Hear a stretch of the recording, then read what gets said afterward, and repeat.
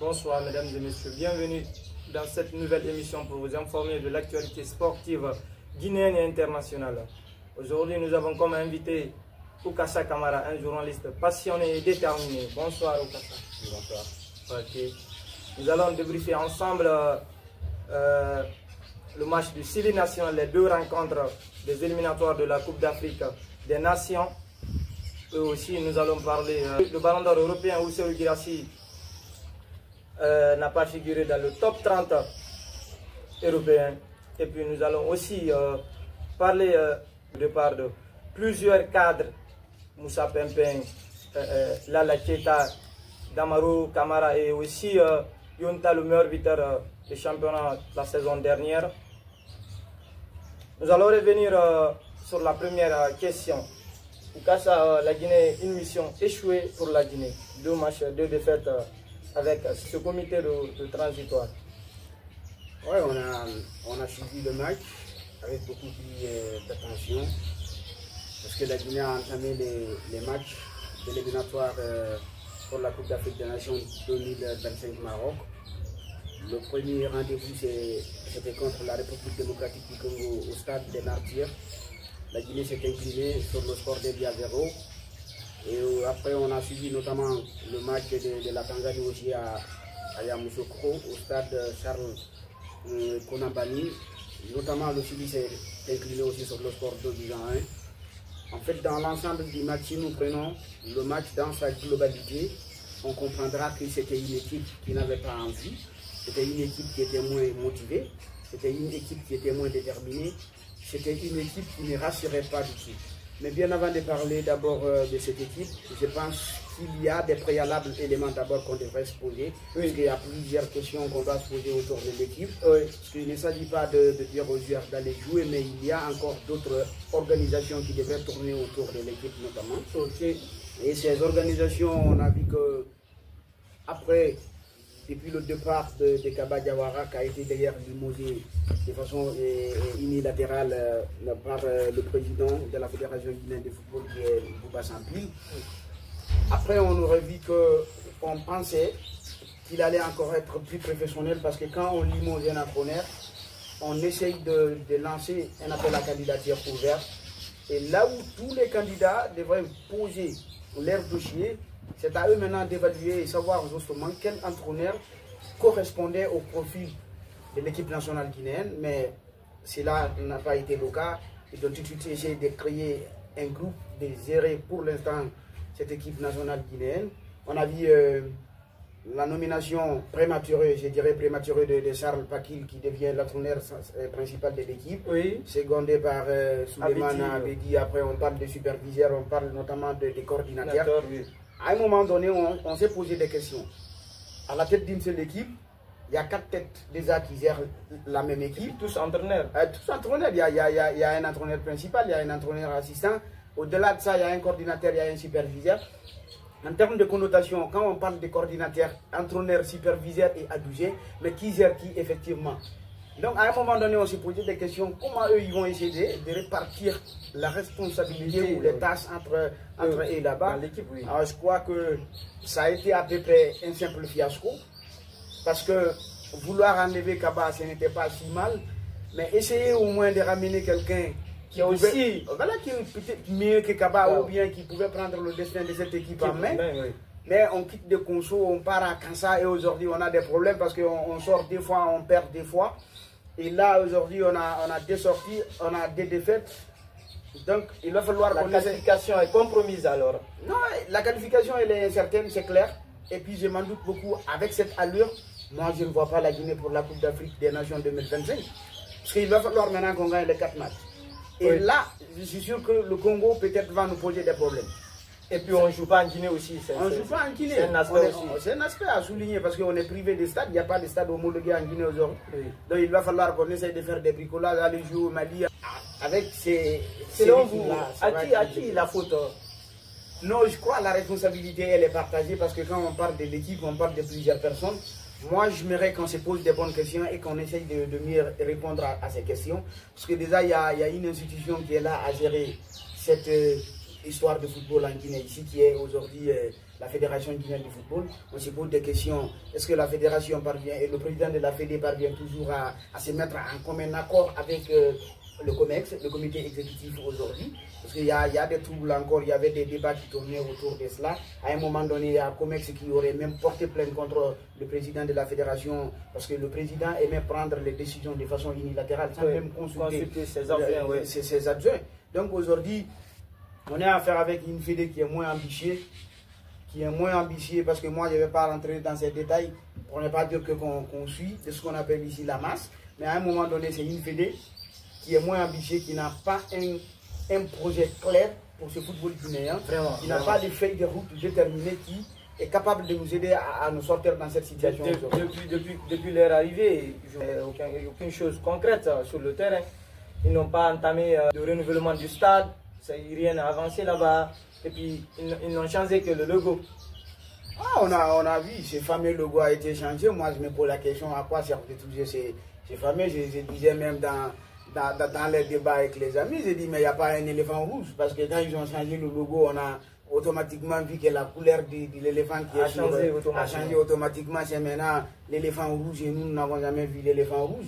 C'est une manière juste de faire les malversations, parce que quand on parle de changement de logo, on dira qu'on a dépensé plus de 300 millions, plus de 400 millions juste pour changer un simple logo. Donc à un moment donné, ce n'est pas ça l'idéal. Changer le logo, le logo du Syli national de Guinée n'est pas notre préoccupation. C'est même pas l'objectif. Ce n'est pas l'objectif aujourd'hui. Il y a l'équipe qui est là. Ouais, il y a des problèmes brûlants aujourd'hui qui est sur le terrain.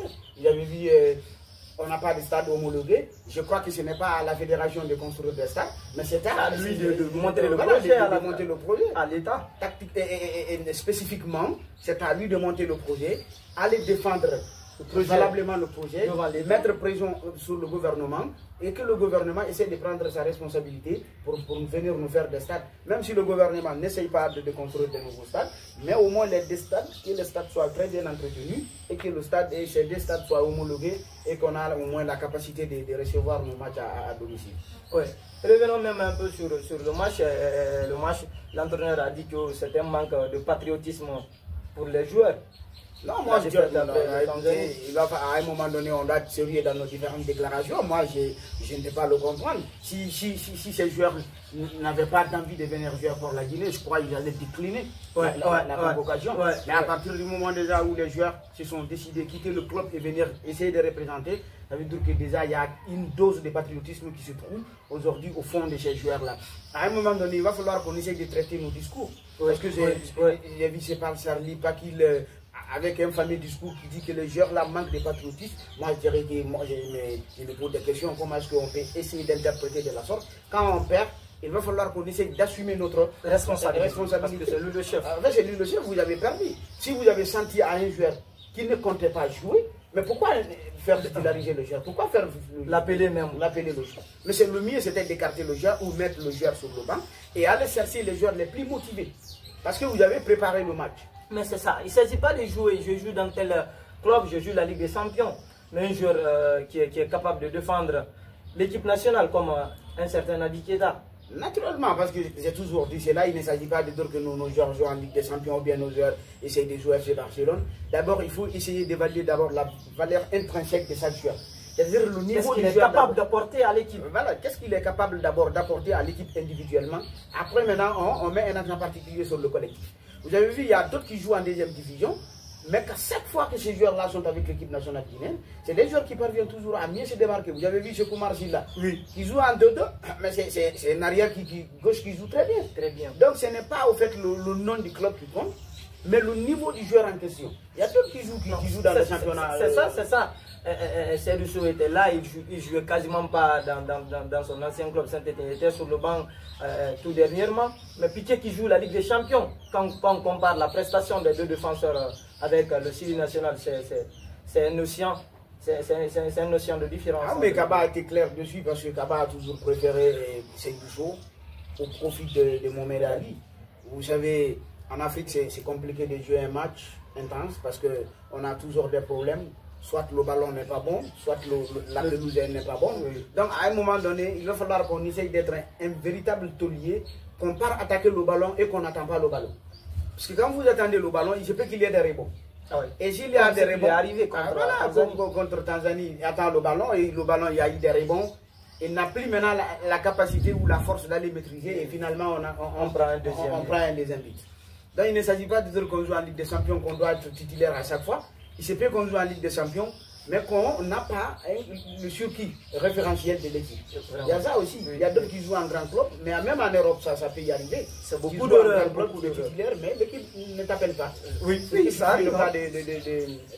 De Ferland Mendy. Oui. Avec le Real Madrid, il a fait une saison quasi parfaite. Ça arrive, mais ça arrive même beaucoup à Ferland Mendy. Voilà. Il est très performant, il est titulaire dans le plus grand club du monde, mais de temps en temps, il s'absente dans la liste de Didier Deschamps. Parce que déjà, l'entraîneur a essayé déjà d'inventer quelque chose. Donc pour lui, Mendy ne répond pas suffisamment à ses critères. Donc il préfère d'autres joueurs que lui. Donc à un moment donné, on doit être responsable, on doit avoir la capacité de prendre des décisions. Vous avez formé votre groupe, et si vous formez le groupe, c'est vous-même qui avez convoqué les joueurs. Déjà, vous avez une idée derrière tout ça. Et si vous avez une idée, il va falloir que vous ayez la capacité de défendre cette idée. On ne doit pas dire que non, les joueurs n'étaient pas conscients de ce qu'ils faisaient. Moi, je ne suis pas d'accord avec eux. C'était pas des patriotes. C'est des discours, non, c'est parce que c'est toi qui as sélectionné. C'est ça, parce qu'on est mené, donc il n'a rien à dire. Il faut qu'il essaye de mettre beaucoup plus de charge sur les joueurs face au public.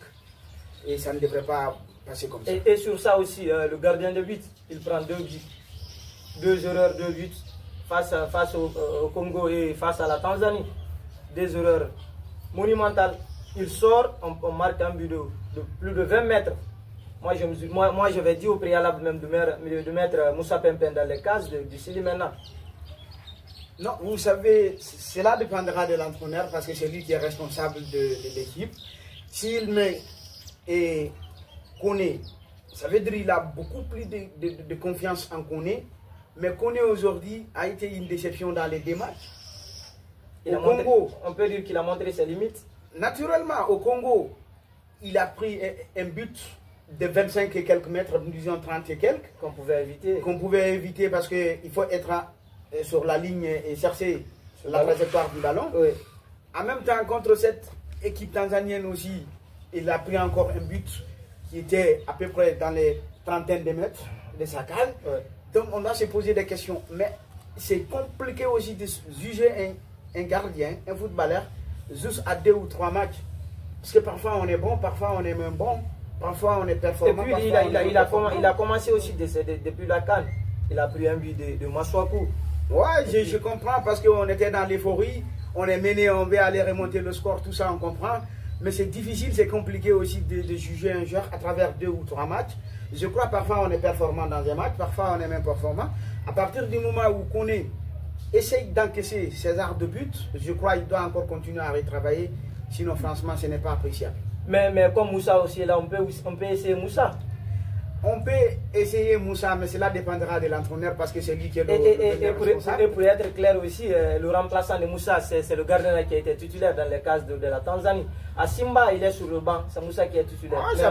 En équipe nationale, il est titulaire, Moussa est sur le banc. Oui, c'est ça que je disais. Cela montre aussi que Moussa a un niveau pour jouer. Non, il ne s'agit pas de dire que l'autre est sur le banc et que c'est Moussa qui doit jouer. Non, je disais tout de suite que il ne s'agit pas de dire que le joueur joue dans un grand club, mais il faut évaluer le niveau du joueur. Oui. Ce n'est pas Pempin, il a déjà être titulaire dans les cases du Chili. Je me souviens de lui contre le Mali, le Chili national.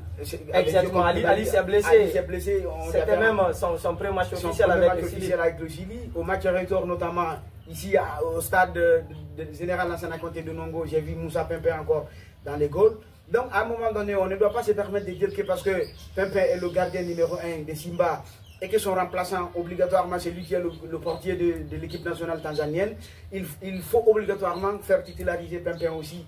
Moi, je ne vois pas de certitude par rapport à cela. Mais cela dépendra du choix de l'entraîneur. Parce que c'est l'entraîneur qui est le premier responsable de son équipe et c'est lui qui sait exactement qui est capable et qui se trouve dans son système de jeu.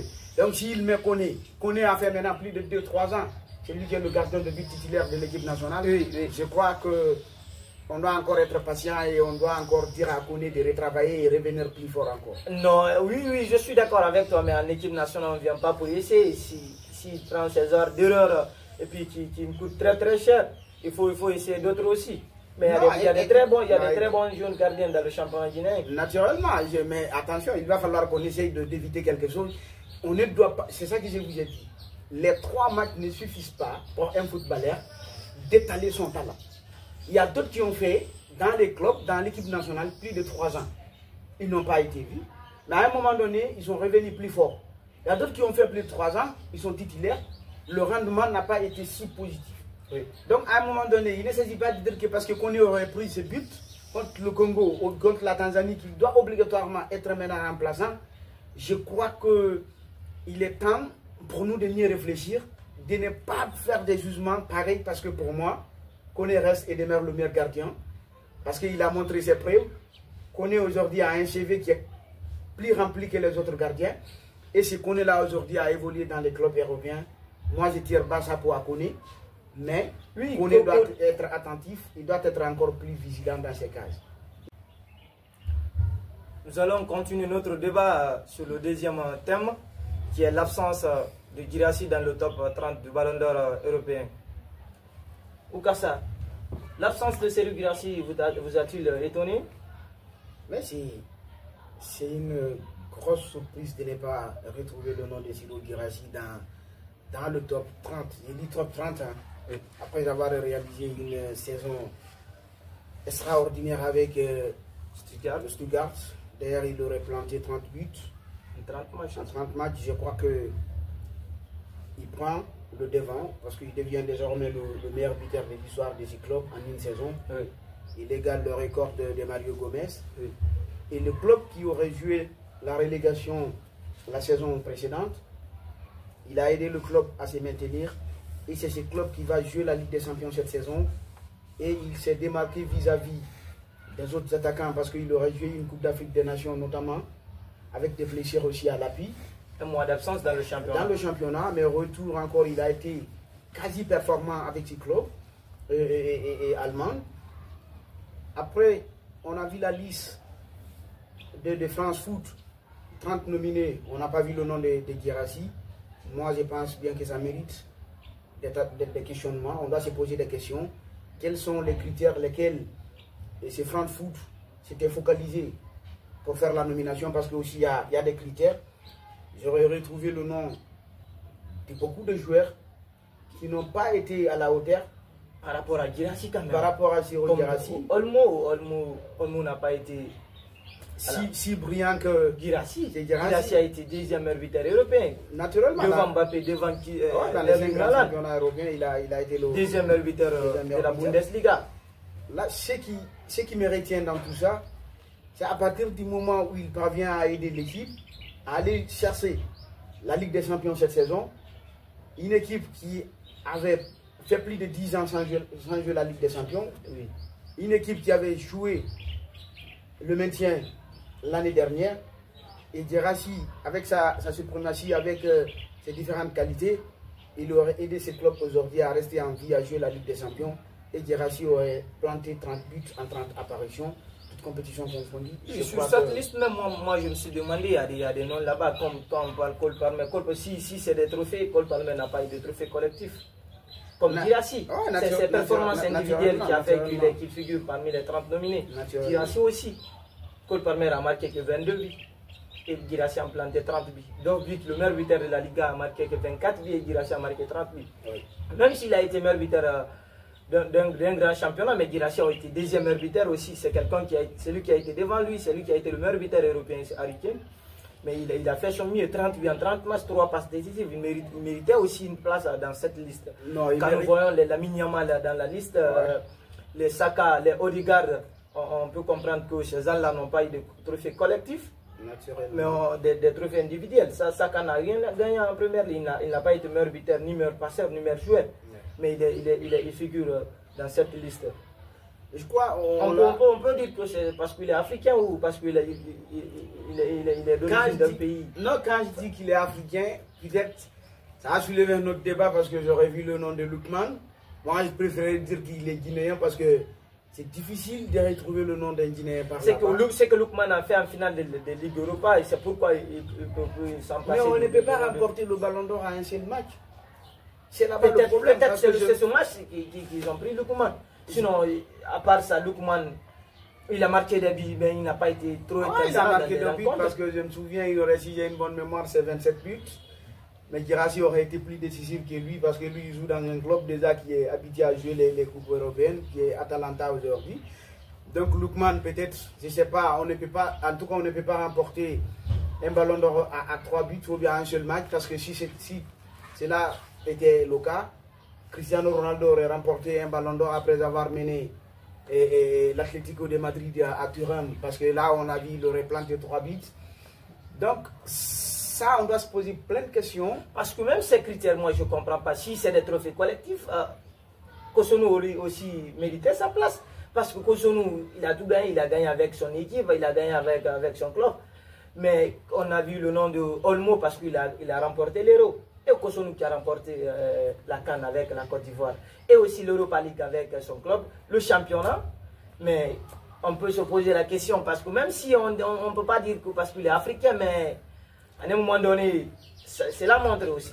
Un seul africain dans la liste. Ouais, moi je dirais que ça a été un choix sélectif parce que, en tout cas, on doit se poser plein de questions. Mais de toute façon, on est obligé de respecter leur choix parce que c'est eux qui savent exactement les éléments lesquels ils ont mis en jeu pour essayer de nommer ces 30 nominés.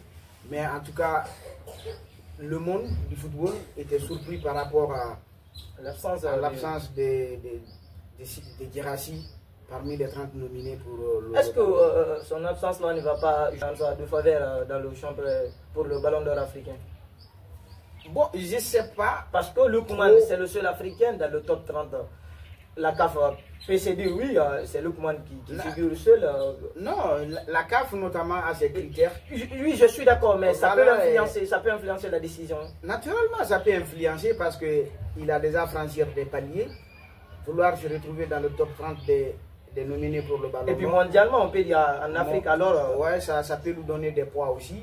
Notamment, sans oublier aussi le gardien sud-africain, notamment, qui en fait partie de ces trucs. Oui. Donc ça va peser lourd. Il est temps. Il ne faut pas oublier celui, c'est un prétendant. C'est un prétendant au ballon d'or africain.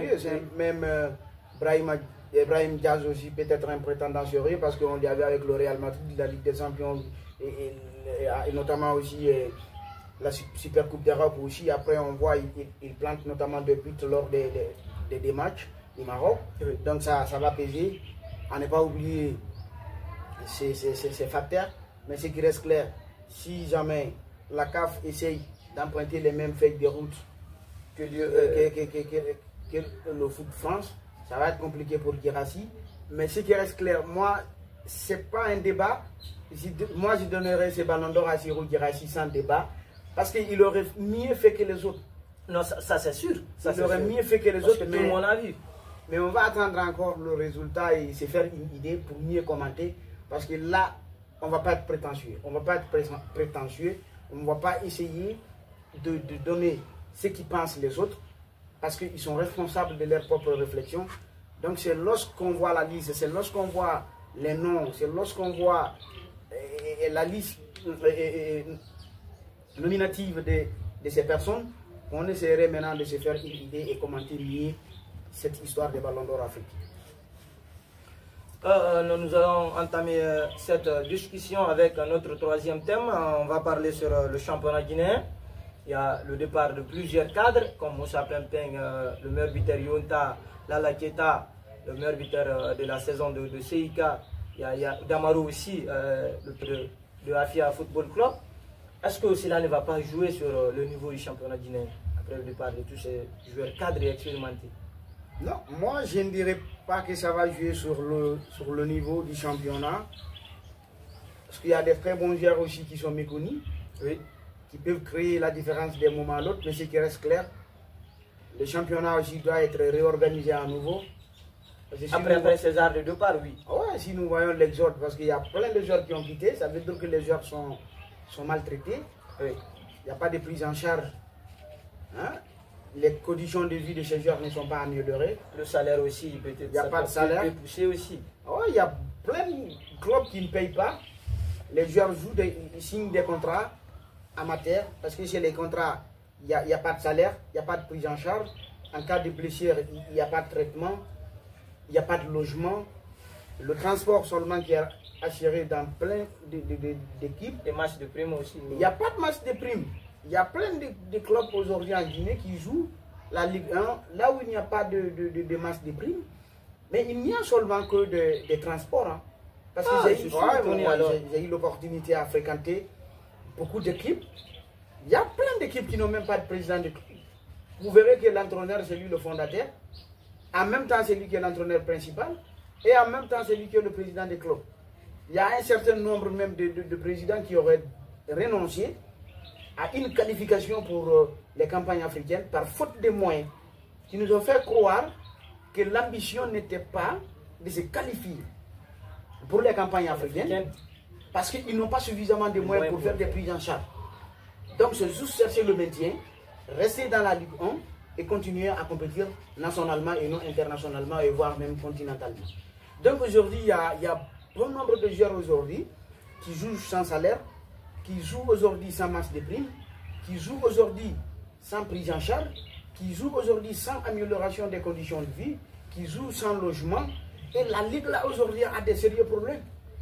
Et on appelle la Ligue aussi Ligue guinéenne professionnelle. J'ai toujours dit que ce mot professionnel... Je suis contre parce que, et lorsqu'on essaye de faire l'amalgame, moi, sinon, cette connotation professionnelle, je suis contre. Parce qu'il faut pas avoir honte, c'est l'année-là que le champion Togo va devenir professionnel. C'était pas professionnel, mais c'est l'année-là, ils ont publié ça officiellement. Il ne faut pas avoir honte. Sur la licence, c'est carrément écrit foot amateur. Sur la licence des joueurs qui évoluent dans la Ligue 1. Moi, j'ai vu les licences, j'ai fréquenté des vestiaires de plusieurs clubs, je sais de quoi ces clubs aujourd'hui sont capables et je sais notamment ce que ces clubs-là, ces joueurs traversent aujourd'hui. Parce que je suis en contact avec bon nombre de joueurs qui évoluent dans ces différents clubs et je sais aujourd'hui sur ces licences, c'est carrément écrit foot amateur. Donc, on fait l'amalgame, on dit foot pro, Ligue professionnelle du football guinéen. Même la Ligue 2 aujourd'hui, on se permet de l'appeler Ligue 2 pro. Non, Ligue 2, je ne comprends même pas. Ligue 2, le maillot est mélangé, les bas, je ne comprends pas. La Ligue 2 d'abord, en tant qu'institution, n'a pas eu de sponsor cette année. Là, c'est grave. Là, vous pouvez imaginer, parce qu'on dit la Ligue 1, Chico Press, oui. Mais on se limite tout court Ligue 2 pro. Parce que simplement, on n'a pas eu de sponsor officiel. Oui. Il n'y a pas eu de sponsor officiel. Oui. On a fait des colmatages et des brigolages un peu partout. Il y a eu trop de déréglages même dans le calendrier. Il y a eu trop de décalages. Les matchs se jouent à n'importe quelle heure. Parfois on joue à 9h. Oui. Parfois on joue à 10h. À 16h. Parfois on joue à 16h. Parfois on dit même on joue à 17h. En tout cas, il n'y a rien de sérieux dans cette ligue aujourd'hui. Et on se pose la question, quand est-ce que ça va prendre fin? C'est difficile alors, c'est difficile pour les joueurs guinéens, pour les non seulement c'est difficile pour les joueurs dans le championnat guinéen. C'est difficile pour les joueurs, c'est difficile pour le public sportif aussi. Parce que imaginez, une ligue là où même, il n'y a même pas de remise officielle à la fin de la saison. Oui, nous avons sauf le début encore d'une nouvelle saison, on essaye de faire la remise des trophées. J'ai vu ça. L'année passée, ils ont fait avec Afia, l'année là aussi, on n'a pas vu d'abord la remise de Milo FC. Une ligue là où il n'y a pas de 11 types. Une ligue là où il n'y a pas de meilleurs joueurs, il n'y a pas de meilleurs buteurs, il n'y a pas de récompense. Il n'y a aucun trophée qui est désigné pour ces joueurs qui ont été au-delà de leur inspiration, au-dessus de la moyenne, au-dessus de la moyenne, qui se sont démarqués vis-à-vis des autres. Il n'y a pas de 11 types pour la ligue. Il n'y a pas notamment de meilleurs joueurs. Le meilleur joueur n'est pas nommé. C'est des organisations, des petites institutions qui essayent de faire des clés d'œil sur le championnat. Et à un certain moment, si les journalistes avaient organisé, les joueurs de mois donner des trophées pour récompenser les joueurs, mais à un moment donné, on les empêche à ne pas organiser cela parce qu'on risque, eux, ils pensent sur quoi ils diront que ces gens-là sont en train de les démasquer, de les mettre à l'épreuve.